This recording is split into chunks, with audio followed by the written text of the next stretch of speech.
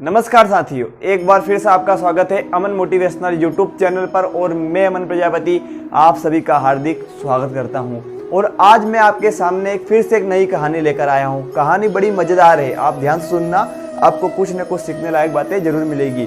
एक बार की बात है, एक गुरु और शिष्य रास्ते से जा रहे थे। जब वो रास्ते से जा रहे थे तो चलते चलते शाम हो गई। तो शिष्य ने गुरुजी से कहा, गुरुजी थोड़ी ही देर में अंधेरा हो जाएगा, हम अंधेरे में आगे नहीं जा सकते। तो गुरुजी ने हाँ में अपना सिर हिलाया, हमें कहीं यही पास में गांव में जाकर शरण लेनी पड़ेगी। तो गुरुजी ने कहा ठीक है, हम यही पास में गांव पे जाकर शरण लेते हैं। जब दोनों गुरु और शिष्य दोनों गांव में पहुंचे और उन्होंने एक घर के दरवाजा खटखटाया। घर बहुत छोटा सा था। उन्होंने दरवाजा खटखटाया तो उसमें से एक व्यक्ति बाहर निकला और गुरुजी ने कहा, गुरुजी और शिष्य दोनों ने मिलकर कहा, हम यहाँ से जा रहे थे, हमें हमारे जो स्थान है वहाँ पर पहुँचना है, पर अंधेरा हो गया है तो इसलिए हम आगे नहीं जा सकते, तो हमें एक रात के लिए शरण चाहिए। जब गुरु और शिष्य दोनों घर के अंदर गए तो घर की हालत बहुत विचित्र थी। घर बहुत गरीबी स्थिति में था क्योंकि वह इंसान बहुत गरीब था। तो गुरु और शिष्य ने कहा, तुम क्या करते हो? तो गरीब इंसान ने कहा, मेरे पास बहुत सी जमीन है। तो गुरुजी और शिष्य ने सोचा कि जमीन है, पर जब भी ये इतना गरीब क्यों? तो गुरुजी ने उस इंसान से पूछा कि आपके पास जमीन है तो आप उस जमीन का क्या करते हो?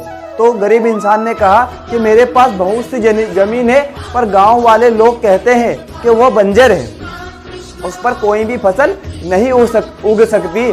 तो गुरुजी और शिष्य दोनों ही इस बात को सोचते हैं। और तुम अपना घर का जीवन यापन, अपना पालन पोषण कैसे करते हो अपने बीवी बच्चों का? मेरे पास एक भैंस है, उस भैंस के आधार पर ही उस भैंस से मैं दूध निकालता हूँ और उसी से अपना जीवन का यापन करता हूँ। तो गुरुजी ने उस किसान की, उस गरीब इंसान की बात सुनी और रात में सो गए।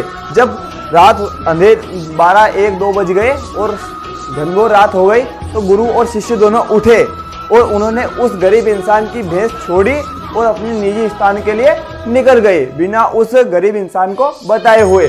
तो शिष्य को बड़ा दुख हुआ। उसने गुरु से कहा, गुरुजी ये क्या, हम यह गलत तो नहीं कर रहे? तो गुरुजी उन्हें शिष्य की तरफ देखा और मुस्कुरा दिए। तो शिष्य असमंजस में पड़ गया।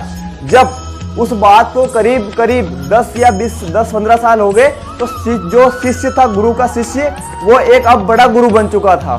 तो उसने अपने गुरु को बहुत दोष दिया और गुरु से कहने लगा कि गुरुजी ने उस गरीब इंसान की भैंस ले ली और अब तक उसको बताया भी नहीं। अब तो वह इंसान और गरीब हो गया होगा क्योंकि उसका जीवन का एक ही जो यापन करने का तरीका था, जो यापन करने का साधन था, वो भी हम उस दिन उस इंसान के पास से ले आए। तो शिष्य ने सोचा क्यों ना उस इंसान से मिला जाए।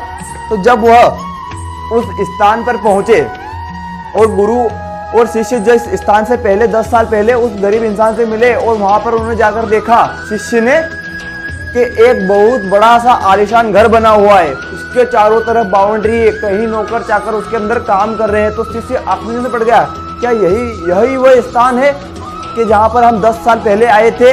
तो इतने में ही उस घर का मालिक आते हुए दिखा। तो शिष्य ने उस इंसान को पहचान लिया और पहचान कर शिष्य ने बोला, तुमने हमें पहचाना? हम वही है जो 10 साल पहले तुम्हारे घर पर आए थे एक रात का आसरा लेने। तो गरीब इंसान ने बोला कि हाँ, मैं आपको पहचान लिया। आप उस रात को आए और आधी रात को, और जब मैं सुबह जागा तो आप नहीं मिले और मेरी भैंस भी कहीं चली गई थी। तो शिष्य ने कहा, वो आपकी भैंस हम ही ले गए थे। तो गरीब इंसान असमंजस में पड़ गया और उसने सोचने लगा, अगर आप वो भैंस उस दिन उस समय नहीं ले जाते तो मैं सिर्फ अपनी भैंस के ऊपर ही अपना जीवन यापन करता। आप मेरी वो भैंस ले गए। मैंने कमाने का दूसरा तरीका सोचा। मैंने जो बंजर जमीन थी उस पर बीज बोया, उस पर फसल उगी और उस फसल से आज मेरी जिंदगी का इतनी बेहतर तरीके से सुधर गई है, इतना मतलब बहुत बढ़िया हो गई है। अगर किसी इंसान का भला होता है और जो उसके पास उपयोगी चीज है, अगर वह हम उससे ले लेते हैं, अगर उसकी भलाई के लिए कोई अच्छा काम होता है तो आप गलत तरीके से थोड़ा सा उसको कष्ट पहुंचाकर उसको अच्छा काम कर सकते हो। अगर वीडियो अच्छी लगी हो तो चैनल को सब्सक्राइब कीजिए, वीडियो को लाइक कीजिए तथा बेल आइकन को प्रेस कीजिए तथा कमेंट कीजिए। जय हिंद, जय भारत।